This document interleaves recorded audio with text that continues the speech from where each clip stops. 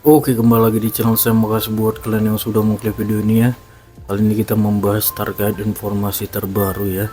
Info terbaru kali ini ada pertemuan antara Ade Armando bersama Asto Junior ya. Kali ini membahas terkait Asto, terutama Megawati dan Prabowo ya. Kita tahu Bu Megawati ngebet sekali belakangan ini ketemu dengan Pak Prabowo.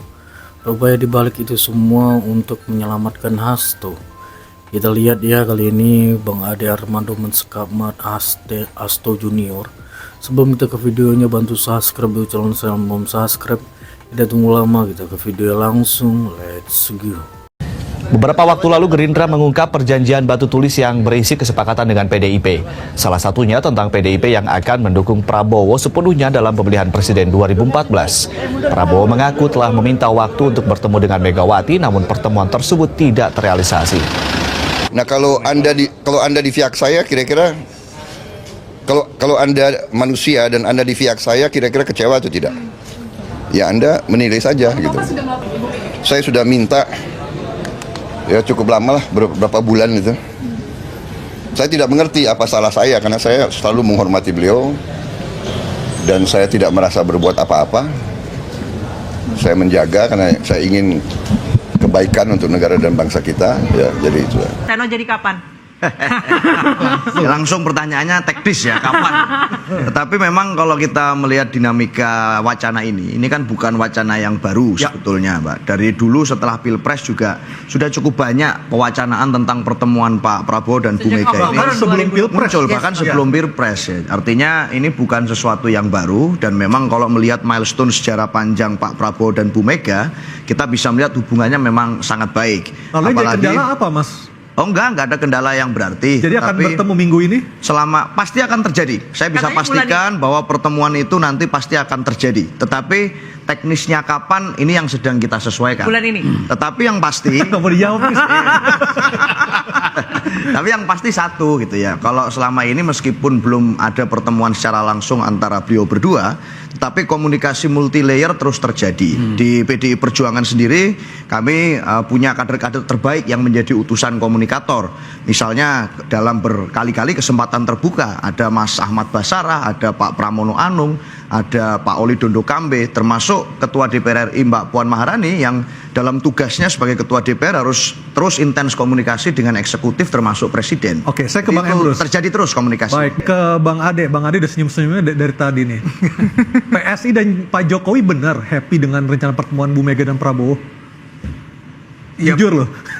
Enggak gini, kan kalau Anda mungkin merujuk pada pernyataan Pak Jokowi kan, ya itu kan namanya juga politisi, ya harus bilang bahagia dong. Nah, mungkin nggak bilang bahagia. Ya, jadi kalau itu yang dijadikan rujukan ya gitu ya, Anda ngerti lah maksud saya. Jujur Bang Ade. Jadi gini, jujurnya itu begini, kan pertanyaan besarnya adalah kenapa pertemuan hendak dilakukan. Betul. Ya, saya termasuk orang yang kepengen bicara secara langsung saja. Jelas sekali bahwa PDIP memang kepengen ketemu, ya. Dan kepengen ketemu tuh artinya kepengen diterima oleh Pak Prabowo dan Yang ngebet ketemu nih PDIP ya, bukan Gerindra ya? sekarang jadi udah kembali PDIP ya. Oke. Ketika kemarin itu seusai Pilpres, Gerindra. sebetulnya ada harapan bahwa PDIP juga akan menjadi salah satu pihak yang datang bertemu dengan Pak Prabowo kan, tapi kan nggak ada. Ya, dan saya rasa itu adalah sebuah keputusan yang tepat juga kalau misalnya PDIP memang sedang berada memposisikan diri sebagai ya bukan oposisi lah, tapi berada di luar Kim. Mitra strategis bahasanya. Ya, nah itu yang saya bilang, statement kayak mitra strategis tuh buat saya, walaupun saya juga politisi ya, ya. Itu eufemisme saya politisi yang menurut penghalusan saya kata-kata ya sebenarnya. Penghalusan kata-kata. penghalusan kata-kata lah ya. Tapi sekarang itu dia merasa harus bergabung dengan atau merasa perlu untuk bergabung. Kenapa? Kenapa Kim merasa Plus. perlu? Jadi panjang nih Ada jawabannya apa? ya. Ada apa? Kan Kenapa ada banyak merasa kebutuhan. Ya, salah satu kebutuhan adalah kasus Mas Hasto. Ya, itu satu. Kedua, menjelang Kongres. Kongres. April ya? April. Oh, itu April ya. Saya April bahkan nggak rencananya. tahu tuh bulan apa. April ya kira-kira. Dan Bu Mega menurut saya cukup harus berhati-hati dengan segala macam rumor tentang ada upaya untuk menggeser dia kan. Jadi salah satu yang bisa memproteksi dia saat ini adalah, menurut saya, dugaan saya ini, mungkin saya salah, saya minta maaf kalau saya salah, itu adalah kalau dia terlihat dekat dengan Pak Prabowo. Itu misalnya ya, ini kan kita sedang menakar-nakar. Jadi menurut Anda di HUT PDIP kemarin Bu Mega memuji-muji Pak Prabowo itu salah satu alasannya supaya kelihatan dekat? Karena saya sebagai orang komunikasi selalu percaya nih, Bung Emrus kan juga orang komunikasi. Nggak ada pernyataan politik yang nggak ada tujuan.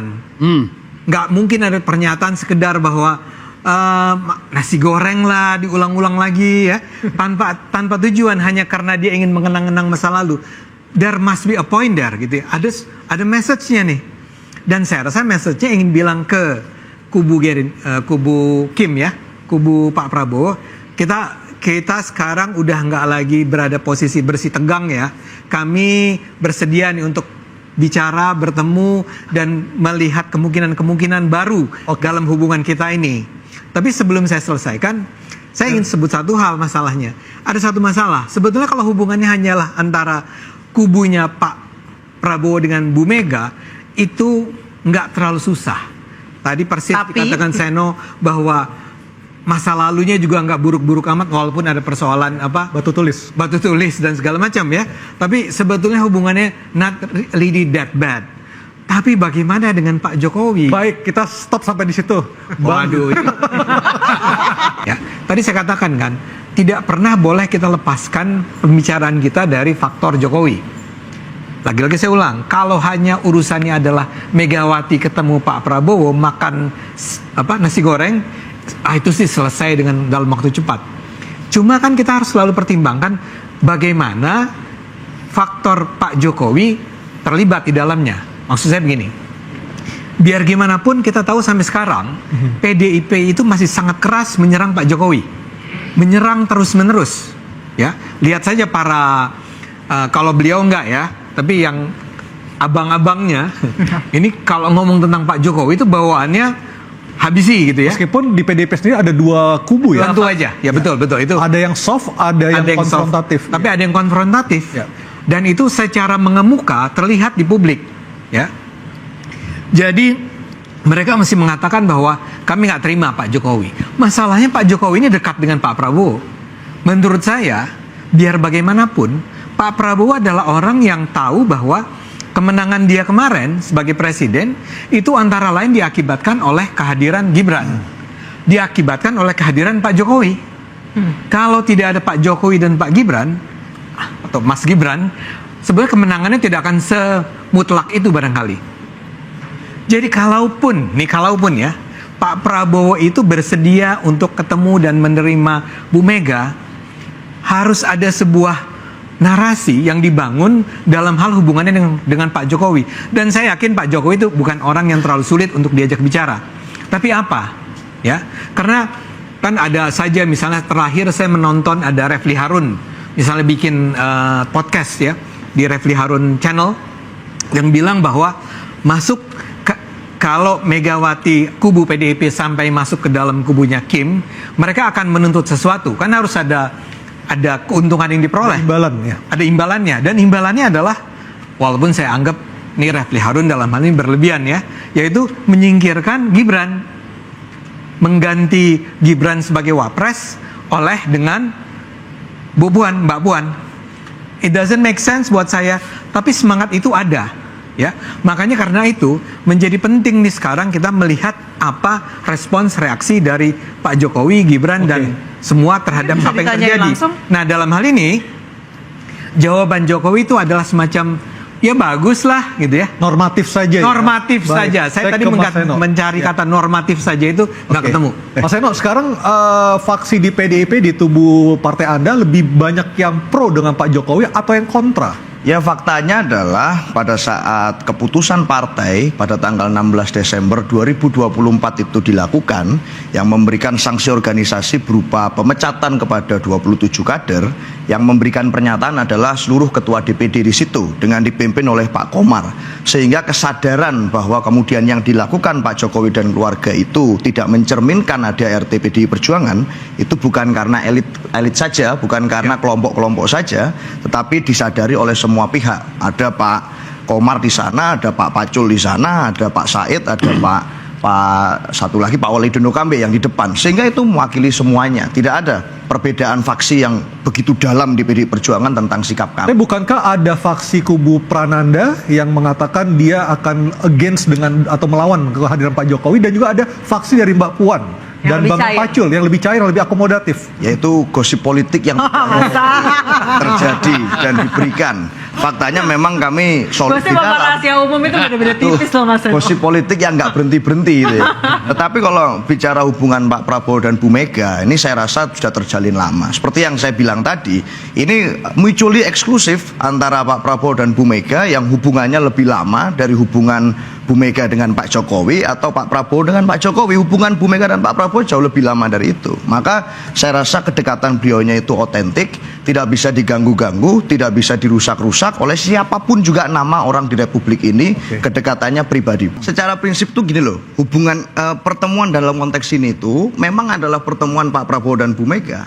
Dan dengan segala hormat saya pada Bung Ade Armando, Pak Jokowi ini lagi nggak diajak ini dalam topik ini gitu loh. Kenapa dibawa terus sih? Kita hari ini fokusnya adalah bagaimana Bu Mega dan Pak Prabowo ini dalam konteks merajut hubungan, apalagi menindaklanjuti rasa terima kasih kami pada Pak Prabowo yang meluruskan sejarah tentang Bung Karno. Poinnya di situ sebetulnya. Baik, saya ke Bung Ade. Bung Ade, menurut Anda, tidakkah tanggal yang nggak match-match ini bukan hanya sekedar teknis, tapi memang ada tarik ulur soal itu?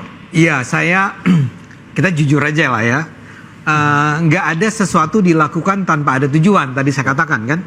Sekarang kan ada pertanyaan besar, kenapa tiba-tiba saja saat ini ya, kita melihat rangkaian message nih, pesan dari PDIP bahwa Bu Mega udah bikin pernyataan mau makan nasi goreng, kemudian Pak Saleh Basarah ya, Ahmad Basarah. Ahmad Basarah bilang kita kepengen ketemu sama Gerindra. Pak Guntur Romli juga menyatakan bahwa kalau dengan Prabowo tuh jauh lebih menyenangkan daripada dengan Jokowi.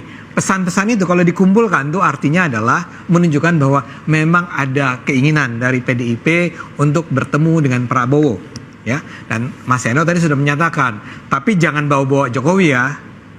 Artinya bahkan kita pun tidak perlu membicarakan Jokowi dalam konteks ini. Buat saya disitulah letak masalah utamanya, ya. Kenapa tidak, kelihatannya sampai sekarang masih sulit bagi kedua kubu untuk bisa bertemu dalam sebuah makan siang atau bahkan dalam sebuah acara formal mereka berdua. Itu karena Pak Prabowo pasti akan mempertimbangkan bagaimana sikap Pak Jokowi dalam hal ini, ya. Buat saya Pak Jokowi itu adalah faktor yang sangat penting bagi Pak Prabowo. Pak Prabowo akan senantiasa nengok, mungkin bahkan datang ke Solo untuk nanya, what do you think Pak Jokowi, ya. Dan Pak Jokowi saya tahu bukan tipe orang yang sangat mendendam misalnya dan mengatakan jangan diterima, nggak begitu.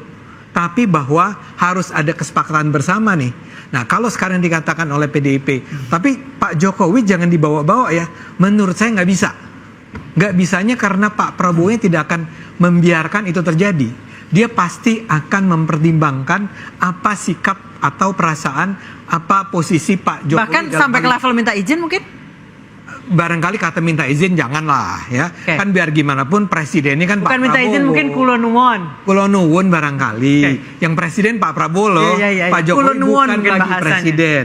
Tapi dia seperti orang yang didengar pendapatnya oleh Pak Prabowo karena perjalanan memang hubungan antara Megawati dengan Pak Prabowo itu jauh lebih awal dulu kan, sampai ada batu tulis segala macam. Tapi sebentar, sedikit lagi. Hubungan antara Prabowo dan Jokowi sejak 2019, kita abaikan 2014, kita bicara dari 2019, itu luar biasa dekat, luar biasa hubungan yang saling menghargai, saling mendengar.